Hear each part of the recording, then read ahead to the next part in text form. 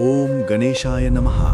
ನನ್ನ ಪ್ರೀತಿಯ ವೀಕ್ಷಕರೇ, ನಿಮ್ಗೆಲ್ಲ ನಿಮ್ಮ ನೆಚ್ಚಿನ ಜೀವನ ಜ್ಯೋತಿ ವಾಹಿನಿಗೆ ಆತ್ಮೀಯ ಸ್ವಾಗತ. ಒಂದು ಮಾತು ನೆನಪಿರಲಿ, ಗಾಯಗೊಂಡ ಸಿಂಹದ ಉಸಿರು ಅದು ಕೂಗುವ ಗರ್ಜನೆಗಿಂತಲೂ ಅತ್ಯಂತ ಭಯಾನಕವಾಗಿರುತ್ತದೆ. ಹೌದು ಸ್ನೇಹಿತರೆ, ಕಾಡಿಗೆ ಹೇಗೆ ಸಿಂಹರಾಜನೋ ಹಾಗೆಯೇ ನಮ್ಮ ಸಮಾಜದಲ್ಲಿ ಸಿಂಹರಾಶಿಯವರ ಸ್ಥಾನ.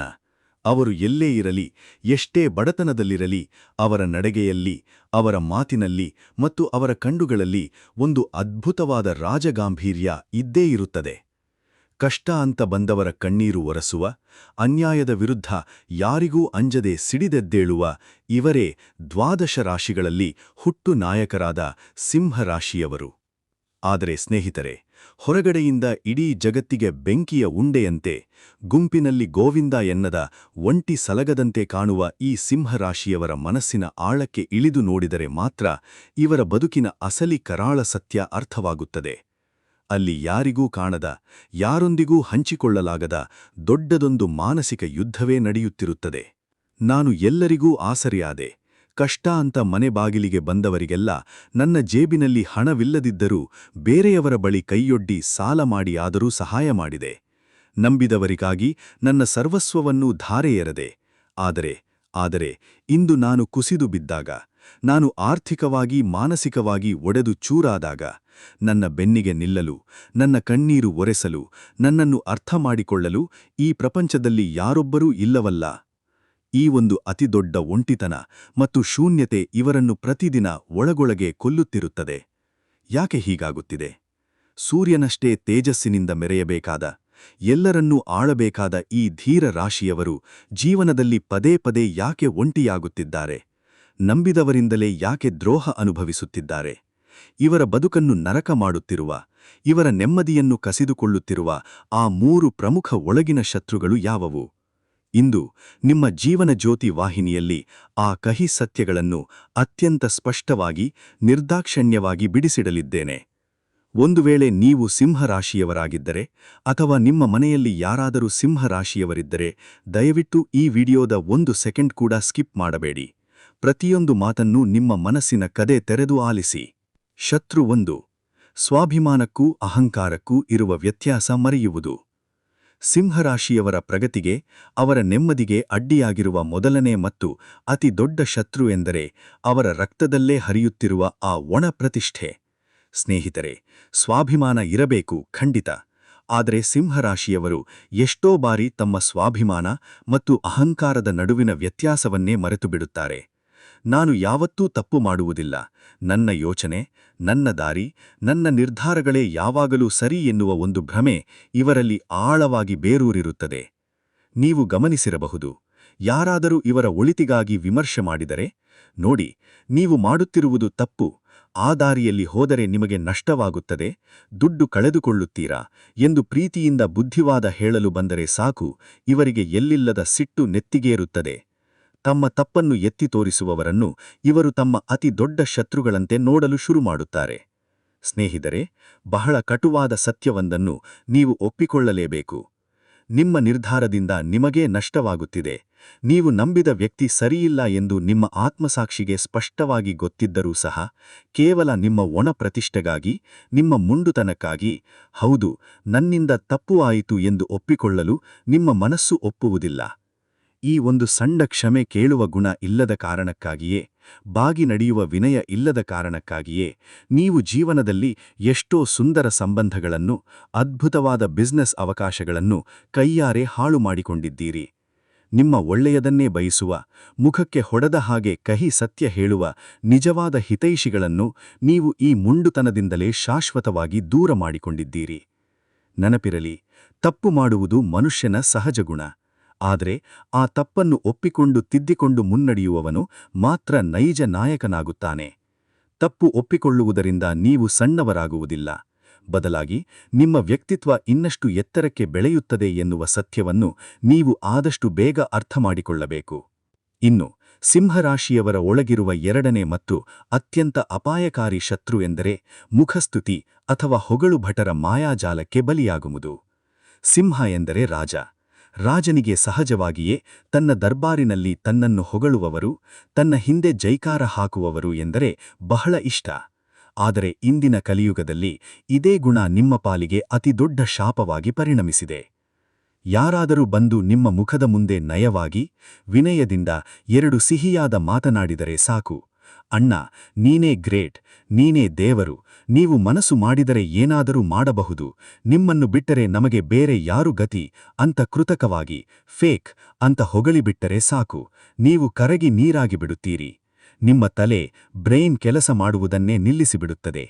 ಕೇವಲ ಭಾವನೆಗಳ ಆಧಾರದ ಮೇಲೆ ನಿಮ್ಮ ಪ್ರಾಣವನ್ನೇ ತೆಗೆದು ಆ ದ್ರೋಹಿಗಳ ಕೈಯಲ್ಲಿ ಇಡುತ್ತೀರಿ.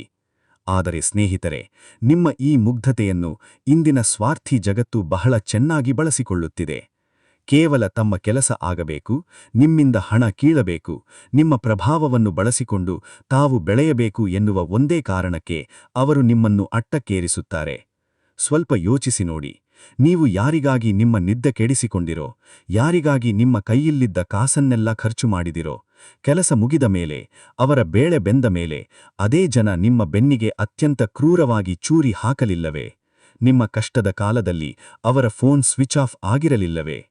ನಿಮ್ಮನ್ನು ಹೊಗಳುವ ಚಾಡಿಕೋರರನ್ನು ನಂಬಿ ನೀವು ಜೀವನದಲ್ಲಿ ಅನುಭವಿಸಿದ ಆರ್ಥಿಕ ಮತ್ತು ಮಾನಸಿಕ ನಷ್ಟಕ್ಕೆ ಲೆಕ್ಕವೇ ಇಲ್ಲ. ತಾವೇ ಕೈಹಿಡಿದು ಬೆಳೆಸಿದ ಜನ ದ್ರೋಹ ಮಾಡಿದಾಗ ಆ ಆಘಾತದಿಂದ ಹೊರಗೆ ಬರಲು, ರಾತ್ರಿ ನೆಮ್ಮದಿಯಾಗಿ ನಿದ್ದೆ ಮಾಡಲು ನಿಮಗೆ ಈಗಲೂ ಸಾಧ್ಯವಾಗುತ್ತಿಲ್ಲ. ಹಾಗಾಗಿ ದಯವಿಟ್ಟು ಈ ಹೊಗಳು ಭಟರ ಮಾಯಾಜಾಲದಿಂದ ಈಗಲೇ ಎಚ್ಚೆತ್ತುಕೊಳ್ಳಿ. ನಿಮ್ಮ ಬೆನ್ನಿಗೆ ಚೂರಿ ಹಾಕಿದ ಆ ಕೃತಜ್ಞರ ಬಗ್ಗೆ ಇನ್ನು ಮುಂದೆ ಒಂದು ಕ್ಷಣವೂ ಯೋಚಿಸಬೇಡಿ. ನೀವು ಎಷ್ಟೇ ಬಾರಿ ಬಿದ್ದು ಸೋತಿರಲಿ, ನಿಮ್ಮನ್ನು ಮತ್ತೆ ರಾಜನಂತೆ ಆ ಸಿಂಹಾಸನದ ಮೇಲೆ ಕೂರಿಸಲು, ನಿಮ್ಮ ಪ್ರತಿಯೊಂದು ಹೆಜ್ಜೆಗೂ ಬೆಂಬಲವಾಗಿ ನಿಲ್ಲಲು ನಿಮ್ಮ ಈ ಜೀವನ ಜ್ಯೋತಿ ವಾಹಿನಿ ಸದಾ ನಿಮ್ಮ ಜೊತೆಗಿದೆ. ವಿಡಿಯೋಗೆ ಈಗಲೇ ಒಂದು ಲೈಕ್ ಮಾಡಿ ಮತ್ತು ಕಮೆಂಟ್ನಲ್ಲಿ ನಾನು ಮತ್ತೆ ಎದ್ದು ಬರುತ್ತೇನೆ ಎಂದು ಧೈರ್ಯದಿಂದ ಬರೆಯಿರಿ. ಶತ್ರು 3. ಅಧಿಕಾರದ ದರ್ಪ ಮತ್ತು ಸರ್ವಾಧಿಕಾರಿ ಧೋರಣೆ. ಸಿಂಹರಾಶಿಯವರ ಬದುಕಿನಲ್ಲಿ, ವಿಶೇಷವಾಗಿ ಅವರ ಕುಟುಂಬದಲ್ಲಿ ನೆಮ್ಮದಿಯನ್ನು ಕಸಿದುಕೊಳ್ಳುತ್ತಿರುವ ಮೂರನೇ ಅತಿ ದೊಡ್ಡ ಕೆಟ್ಟ ಗುಣ ಎಂದರೆ ಪ್ರತಿಯೊಂದರ ಮೇಲೂ ಹಿಡಿತ ಸಾಧಿಸಲು ಹೋಗುವ ಡಾಮಿನೇಟಿಂಗ್ ಗುಣ. ಹೌದು, ನೀವು ನಾಯಕರು, ನಿಮಗೆ ಲೀಡರ್ಶಿಪ್ ಗುಣ ರಕ್ತಗತವಾಗಿ ಬಂದಿದೆ. ನಿಮ್ಮ ಉದ್ಯಮದಲ್ಲಿ, ಆಫೀಸಿನಲ್ಲಿ ಅಥವಾ ರಾಜಕೀಯದಲ್ಲಿ ನೀವು ಜನರ ಮೇಲೆ ಅಧಿಕಾರ ಚಲಾಯಿಸಬಹುದು, ಕಟ್ಟುನಿಟ್ಟಾಗಿ ಕೆಲಸ ಮಾಡಿಸಬಹುದು. ಆದರೆ ದೊಡ್ಡ ಸಮಸ್ಯೆ ಏನೆಂದರೆ, ನೀವು ಮನೆಯ ಹೊಸ್ತಿಲು ದಾಟಿ ಒಳಗೆ ಬಂದಾಗ ಆ ಬಾಸ್ ಎನ್ನುವ ಕಿರೀಟವನ್ನು ಹೊರಗಡೆಯೇ ಬಿಟ್ಟು ಬರಬೇಕು. ಆದರೆ ನೀವು ಹಾಗೆ ಮಾಡುವುದಿಲ್ಲ. ಅದೇ ನಾಯಕತ್ವದ ದರ್ಪವನ್ನು ನೀವು ನಿಮ್ಮ ಮನೆಯೊಳಗೂ, ನಿಮ್ಮ ಪತ್ನಿ, ಪತಿ, ಮಕ್ಕಳ ಮೇಲೂ ಪ್ರಯೋಗಿಸುತ್ತೀರಿ. ನಿಮ್ಮ ಸಂಗಾತಿ, ನಿಮ್ಮ ಮಕ್ಕಳು ಪ್ರತಿಯೊಂದು ಹೆಜ್ಜೆಯನ್ನೂ ತಾವೇ ಹೇಳಿದಂತೆ ಇಡಬೇಕು, ತಾವೇ ಗೀಚಿದ ಗೆರೆಯ ಮೇಲೆ ನಡೆಯಬೇಕು ಎನ್ನುವುದನ್ನು ನೀವೇ ನಿರ್ಧರಿಸಲು ಹೋಗುತ್ತೀರಿ. ನಾನು ಹೇಳಿದ್ದೇ ಅಂತಿಮ, ನನ್ನ ಮಾತೇ ವೇದವಾಕ್ಯ, ನನ್ನ ಮನೆಯಲ್ಲಿ ನಾನು ಹೇಳಿದಂತೆಯೇ ನಡೆಯಬೇಕು ಎನ್ನುವ ನಿಮ್ಮ ಈ ಸರ್ವಾಧಿಕಾರಿ ಅಂದರೆ ಡಿಕ್ಟೇಟರ್ಶಿಪ್ ಧೋರಣೆಯಿಂದ ನಿಮ್ಮ ಪ್ರೀತಿಪಾತ್ರರು ಮನೆಯೊಳಗೆ ಒಂದು ತರಹದ ಉಸಿರುಗಟ್ಟುವಿಕೆಯನ್ನು, ಜೈಲಿನಲ್ಲಿರುವಂತಹ ಭಾವನೆಯನ್ನು ಅನುಭವಿಸುತ್ತಾರೆ. ಸ್ನೇಹಿತರೆ, ಮನೆ ಎಂದ್ರೆ ಪ್ರೀತಿಯಿಂದ, ವಿಶ್ವಾಸದಿಂದ ಪರಸ್ಪರ ಅರ್ಥ ಮಾಡಿಕೊಂಡು ಇರಬೇಕಾದ ಜಾಗ. ಅದು ನೀವು ಅಧಿಕಾರ ಚಲಾಯಿಸುವ ಯುದ್ಧಭೂಮಿಯಲ್ಲ. ನೀವು ನಿಮ್ಮವರನ್ನು ಅತಿ ಹೆಚ್ಚು ನಿಯಂತ್ರಣ ಮಾಡಿದಷ್ಟು ಅವರು ನಿಮ್ಮಿಂದ ಮಾನಸಿಕವಾಗಿ ದೂರವಾಗುತ್ತಾ ಹೋಗುತ್ತಾರೆ. ನಿಮ್ಮ ಈ ಮೊಂಡುತನದಿಂದಾಗಿಯೇ, ನಿಮ್ಮ ಸಿಟ್ಟಿನಿಂದಾಗಿಯೇ ಎಷ್ಟೋ ಸುಂದರ ಸಂಬಂಧಗಳು, ದಾಂಪತ್ಯಗಳು ಬಿರುಕುಬಿಟ್ಟಿವೆ. ಪ್ರೀತಿಪಾತ್ರರು ನಿಮ್ಮ ಮೇಲೆ ಗೌರವ ಇಟ್ಟುಕೊಳ್ಳಬೇಕೇ ಹೊರತು ಭಯವನ್ನಲ್ಲ ಎನ್ನುವ ಸತ್ಯವನ್ನು ನೀವು ಇಂದೇ ಅರಿತುಕೊಳ್ಳಬೇಕು. ಪ್ರೀತಿಯಿಂದ ಜಗತ್ತನ್ನೇ ಗೆಲ್ಲಬಹುದು, ಆದರೆ ದರ್ಪದಿಂದ ಸ್ವಂತ ಮನೆಯವರನ್ನೂ ಗೆಲ್ಲಲಾಗುವುದಿಲ್ಲ. ಪರಿಹಾರಗಳು: ಹೊಸ ಬದುಕಿನ ಭರವಸೆ. ಸ್ನೇಹಿತರೆ, ಇಲ್ಲಿಯವರೆಗೆ ನಾವು ನಿಮ್ಮ ಒಳಗಿನ 3 ಕರಾಳ ಶತ್ರುಗಳ ಬಗ್ಗೆ ಮಾತನಾಡಿದೆವು. ಹಾಗಾದರೆ ಈ ನೋವಿನಿಂದ, ಕತ್ತಲೆಯಿಂದ ಹೊರಬರುವುದು ಹೇಗೆ? ಕಳೆದುಕೊಂಡ ಹಣ, ನೆಮ್ಮದಿ, ಗೌರವವನ್ನು ಮರಳಿ ಪಡೆಯುವುದು ಹೇಗೆ? ಬದಲಾವಣೆಯ 21 ದಿನಗಳ ಸಂಕಲ್ಪ. ಇಂದಿನಿಂದಲೇ ಒಂದು ಸಂಕಲ್ಪ ಮಾಡಿ. ಮೊದಲನೆಯದಾಗಿ, ನಿಮ್ಮ ಆ ನಾನೇ ಸರಿ ಎನ್ನುವ ಅಹಂಕಾರವನ್ನು ಬಿಡಿ. ನಿಮ್ಮನ್ನು ವಿಮರ್ಶಿಸುವವರನ್ನು ದ್ವೇಷಿಸಬೇಡಿ. ಎರಡನೆಯದಾಗಿ, ನಿಮ್ಮ ಮುಖದ ಮೇಲೆ ಸುಳ್ಳು ಹೊಗಳುವವರಿಂದ 100 ಅಡಿ ದೂರವಿರಿ. ಯಾರು ನಿಮ್ಮ ತಪ್ಪುಗಳನ್ನು ನಿಮ್ಮ ಮುಖದ ಮೇಲೆ ಹೇಳುತ್ತಾರೋ ಅವರನ್ನು ಹತ್ತಿರ ಬಿಟ್ಟುಕೊಳ್ಳಿ. ಮೂರನೆಯದಾಗಿ, ನಿಮ್ಮ ಮನೆಯವರ ಮೇಲೆ ಅಧಿಕಾರ ಚಲಾಯಿಸುವುದನ್ನು ನಿಲ್ಲಿಸಿ. ನಿಮ್ಮ ಸಂಗಾತಿಗೆ, ಮಕ್ಕಳಿಗೆ ಅವರದೇ ಆದ ಸ್ವಾತಂತ್ರ್ಯವನ್ನು ಕೊಡಿ. ಅವರ ಮಾತಿಗೂ ಬೆಲೆ ಕೊಡಿ. ಆಧ್ಯಾತ್ಮಿಕ ಪರಿಹಾರ ಅಂದರೆ ಆಸ್ಟ್ರೊಲಾಜಿಕಲ್ ರೆಮಿಡಿ. ಇದರ ಜೊತೆಗೆ ನಮ್ಮ ಪ್ರಾಚೀನ ಜ್ಯೋತಿಷ್ಯಶಾಸ್ತ್ರದಲ್ಲಿ ಹೇಳಿರುವ ಒಂದು ಅದ್ಭುತವಾದ ಹಾಗೂ ಶಕ್ತಿಶಾಲಿ ಪರಿಹಾರವೊಂದಿದೆ. ಸಿಂಹರಾಶಿಯ ಅಧಿಪತಿ ಸಾಕ್ಷಾತ್ ಸೂರ್ಯದೇವ. ಮುಂಜಾನೆ ಹುಟ್ಟಿಬರುವ ಸೂರ್ಯನ ಕಡೆಗೊಮ್ಮೆ ನೋಡಿ. ಅವನು ಇಡೀ ಜಗತ್ತಿಗೆ ಬೆಳಕನ್ನು, ಜೀವರಾಶಿಗಳಿಗೆ ಪ್ರಾಣಶಕ್ತಿಯನ್ನು ಕೊಡುತ್ತಾನೆ. ಆದರೆ ಪ್ರತಿಯಾಗಿ ಅವನು ಈ ಜಗತ್ತಿನಿಂದ ಒಂದು ನಯಾಪೈಸಾವನ್ನೂ ನಿರೀಕ್ಷಿಸುವುದಿಲ್ಲ. ಅದೇ ರೀತಿ ಹುಟ್ಟು ನಾಯಕರಾದ ನೀವು ಕೂಡ ಪ್ರತಿಫಲಾಪೇಕ್ಷೆಯಿಲ್ಲದೆ ಕರ್ಮ ಮಾಡುವುದನ್ನು, ಸಹಾಯ ಮಾಡುವುದನ್ನು ರೂಢಿಸಿಕೊಳ್ಳಬೇಕು. ನೀವು ಮಾಡಿದ ಸಹಾಯಕ್ಕೆ ಯಾರು ಕೃತಜ್ಞತೆ ತೋರಿಸಲಿಲ್ಲ ಎಂದು ಕೊರಗಬೇಡಿ. ನೀವು ಕೊಟ್ಟಿದ್ದು ನಿಮ್ಮ ಯೋಗ್ಯತೆ, ಅವರು ನಿಮಗೆ ದ್ರೋಹ ಮಾಡಿದ್ದು ಅವರ ಯೋಗ್ಯತೆ ಅಷ್ಟೇ. ನಿಮ್ಮ ಒಳಗಿನ ನಕಾರಾತ್ಮಕ ಶಕ್ತಿಯನ್ನು, ಒಂಟಿತನವನ್ನು ದೂರ ಮಾಡಲು ಪ್ರತಿದಿನ ಮುಂಜಾನೆ ಸೂರ್ಯೋದಯದ ಸಮಯದಲ್ಲಿ ಶುಚಿಯಾಗಿ ಸೂರ್ಯದೇವನಿಗೆ ಅರ್ಘ್ಯವನ್ನು, ಅಂದರೆ ತಾಮ್ರದ ಚೊಂಬಿನಲ್ಲಿ ನೀರು, ಸ್ವಲ್ಪ ಕುಂಕುಮ, ಕೆಂಪು ಹೂವು ಹಾಕಿ ಅರ್ಪಿಸಿ. ಹಾಗೆಯೇ ಅತ್ಯಂತ ಭಕ್ತಿಯಿಂದ ಆದಿತ್ಯ ಹೃದಯ ಸ್ತೋತ್ರವನ್ನು ಪಠಿಸಿ. ಇದನ್ನು ಸತತವಾಗಿ ಮಾಡುವುದರಿಂದ ನಿಮ್ಮ ಒಳಗಿನ ಅಹಂಕಾರವೆಲ್ಲ ಸುಟ್ಟು ಬೂದಿಯಾಗುತ್ತದೆ. ನಿಮ್ಮ ಮುಖದಲ್ಲಿ, ನಿಮ್ಮ ವ್ಯಕ್ತಿತ್ವದಲ್ಲಿ ಒಂದು ಹೊಸ ಅದ್ಭುತವಾದ ತೇಜಸ್ಸು ಮೂಡುತ್ತದೆ. ನೀವು ಕೈಹಾಕುವ ಪ್ರತಿಯೊಂದು ಕೆಲಸದಲ್ಲೂ, ಬಿಸ್ನೆಸ್ನಲ್ಲೂ ಅಪಾರ ಯಶಸ್ಸು ಮತ್ತು ಹಣ ನಿಮ್ಮದಾಗುತ್ತದೆ. ನಿಮ್ಮನ್ನು ಬಿಟ್ಟು ಹೋದವರು, ನಿಮಗೆ ಮೋಸ ಮಾಡಿದವರು ನಿಮ್ಮ ಯಶಸ್ಸನ್ನು ನೋಡಿ ತಲೆ ತಗ್ಗಿಸುವಂತಹ ಮಟ್ಟಕ್ಕೆ ನೀವು ಬೆಳೆಯುತ್ತೀರಿ. ನೆನಪಿರಲಿ ಸ್ನೇಹಿತರೆ, ಕಾಡಿನ ರಾಜನಾದ ಸಿಂಹದ ನಿಜವಾದ ಶಕ್ತಿಯಿರುವುದು ಅದು ಕೂಗುವ ಗರ್ಜನೆಯಲ್ಲ, ಅದರ ಮೌನದಲ್ಲಿರುವ ಆ ರಾಜಗಾಂಭೀರ್ಯದಲ್ಲಿ. ನಿಮ್ಮ ಆ ಸಿಟ್ಟನ್ನು, ಅಹಂಕಾರವನ್ನು ಬಿಟ್ಟು ಪ್ರೀತಿಯಿಂದ ಮತ್ತು ವಿನಯದಿಂದ ಹೆಜ್ಜೆಯಿಡಿ. ಆಗ ಈ ಇಡೀ ಜಗತ್ತೇ ನಿಮಗೆ ತಾನಾಗಿ ತಲೆಬಾಗುತ್ತದೆ. ಈ ಮಾತುಗಳು ನಿಮ್ಮ ಹೃದಯವನ್ನು ಸ್ಪರ್ಶಿಸಿದ್ದರೆ, ನಿಮ್ಮ ಕಣ್ಣಂಚಿನಲ್ಲಿ ನೀರು ತರಿಸಿದ್ದರೆ, ನಿಮ್ಮ ಒಳಗೆ ಒಂದು ಹೊಸ ಭರವಸೆಯ ಕಿಡಿಗನ್ನು ಹೊತ್ತಿಸಿದ್ದರೆ, ದಯವಿಟ್ಟು ಈ ವಿಡಿಯೋಗೆ ಈಗಲೇ ಒಂದು ಲೈಕ್ ಮಾಡಿ. ಕಮೆಂಟ್ ಬಾಕ್ಸ್ನಲ್ಲಿ ಪೂರ್ಣ ನಂಬಿಕೆಯಿಂದ ಓಂ ಸೂರ್ಯಾಯ ನಮಃ ಅಥವಾ ನನ್ನ ಗೆಲುವು ಖಚಿತ ಎಂದು ಬರೆಯಿರಿ. ಈ ವಿಡಿಯೋವನ್ನು ನಿಮ್ಮ ವಾಟ್ಸಾಪ್ ಗ್ರೂಪುಗಳಿಗೆ, ವಿಶೇಷವಾಗಿ ನಿಮ್ಮ ಜೀವನದಲ್ಲಿರುವ ಸಿಂಹರಾಶಿಯ ವ್ಯಕ್ತಿಗಳಿಗೆ ಖಂಡಿತ ಶೇರ್ ಮಾಡಿ. ಅವರಿಗೂ ಈ ಸತ್ಯ ಅರ್ಥವಾಗಲಿ. ನೀವಿನ್ನೂ ನಮ್ಮ, ಅಂದರೆ ನಿಮ್ಮದೇ ಆದ ಈ ಜೀವನ ಜ್ಯೋತಿ ವಾಹಿನಿಗೆ ಸಬ್ಸ್ಕ್ರೈಬ್ ಆಗಿಲ್ಲವೆಂದರೆ ದಯವಿಟ್ಟು ಇದೇ ಕ್ಷಣದಲ್ಲಿ ಕೆಳಗಿರುವ ಸಬ್ಸ್ಕ್ರೈಬ್ ಬಟನ್ ಒತ್ತಿ ಬೆಲ್ ಐಕಾನ್ ಕ್ಲಿಕ್ ಮಾಡಿ.